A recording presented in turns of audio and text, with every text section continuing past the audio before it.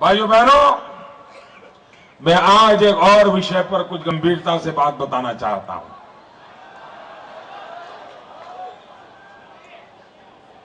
और मैं इसलिए कुछ शब्द हिंदी में कहना चाहता हूं,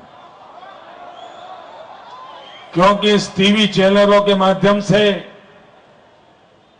देश के कोने कोने में गुजरात की आवाज पहुंचे, ये समय की मांग है। भाइयों बहनों,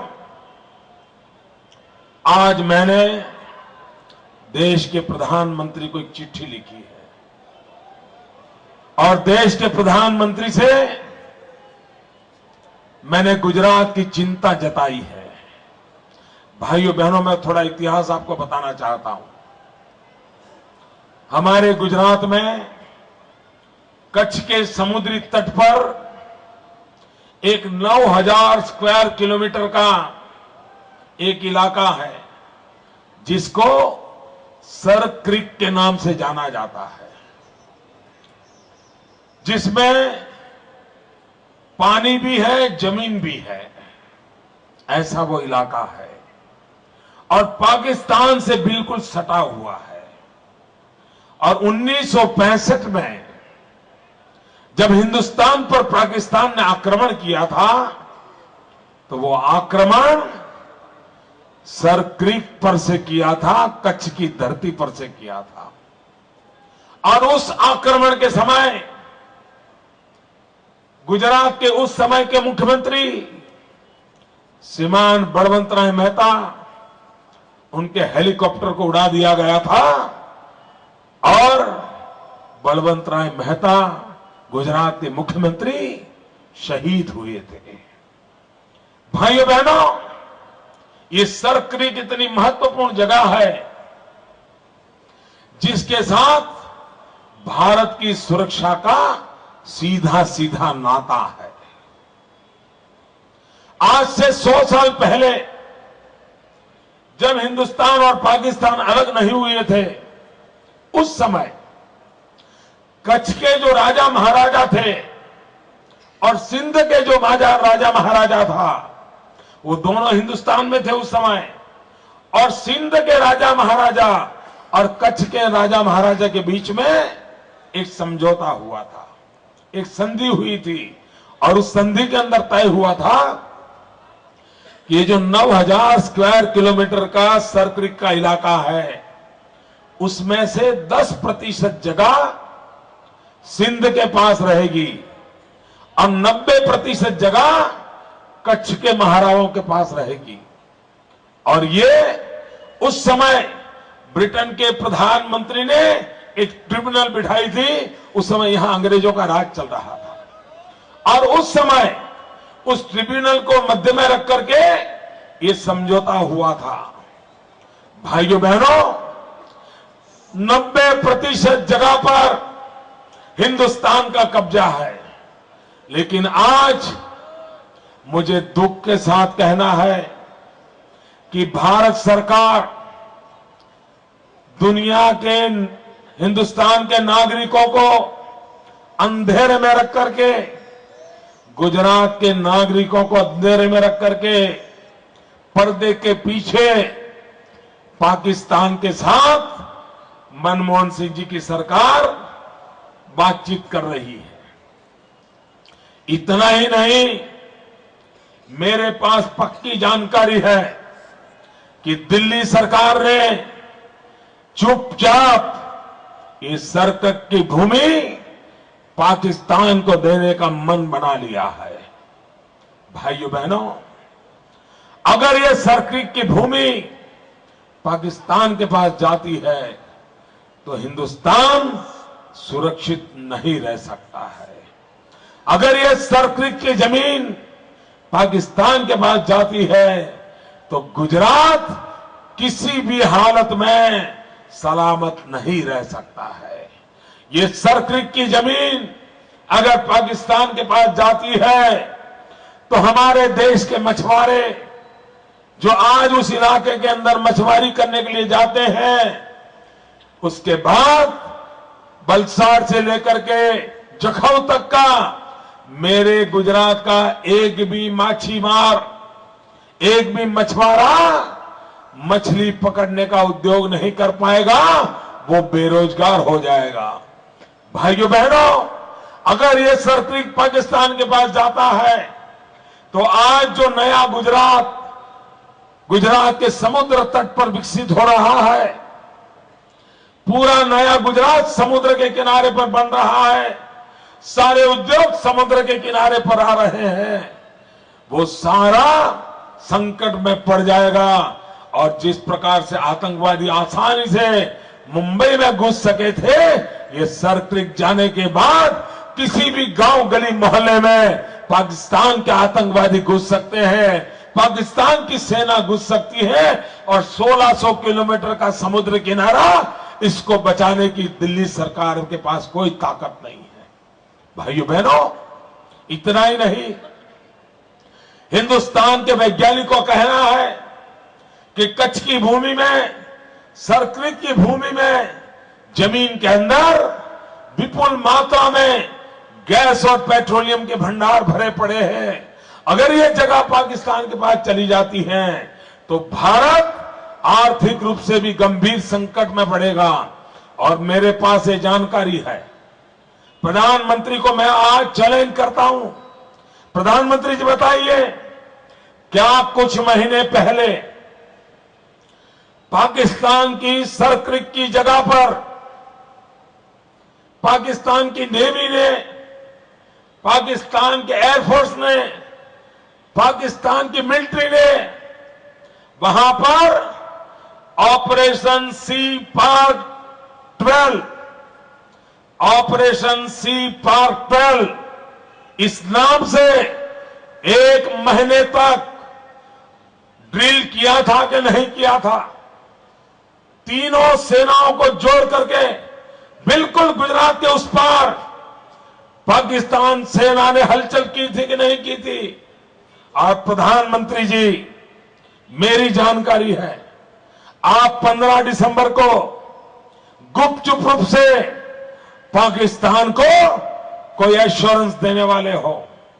क्या भाइयों बहनों, ये गुजरात की सर्किट की जमीन पाकिस्तान को देनी चाहिए?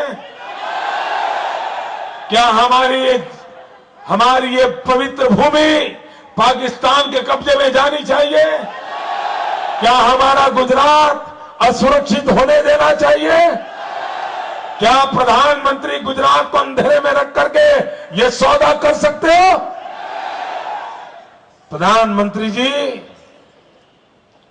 आपके लिए जमीन का टुकड़ा हो सकता है, हमारे लिए वो हमारे शरीर का अंग है, और हम हमारे शरीर के अंग को कटने नहीं देंगे।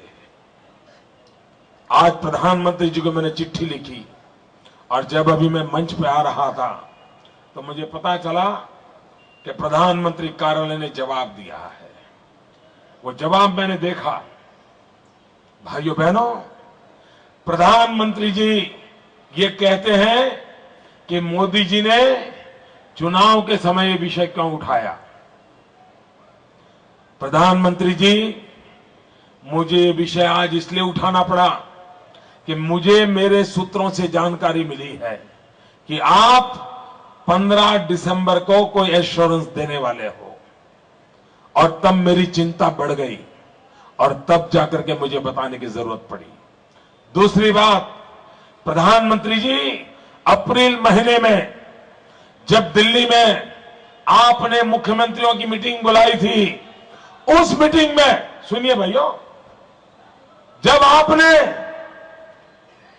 देश के मुख्यमंत्रियों की मीटिंग बुलाई थी, और उस अप्रैल महीने की मीटिंग में मैंने आपको खुद में रूबरू में इस मुद्दे को उठाया था, और मैंने चिंता जताई थी कि सर्किट के बाबत में आप गुजरात को, देश को अंधेरे में रख करके जो कर रहे हो, ये देश के साथ धोखा है।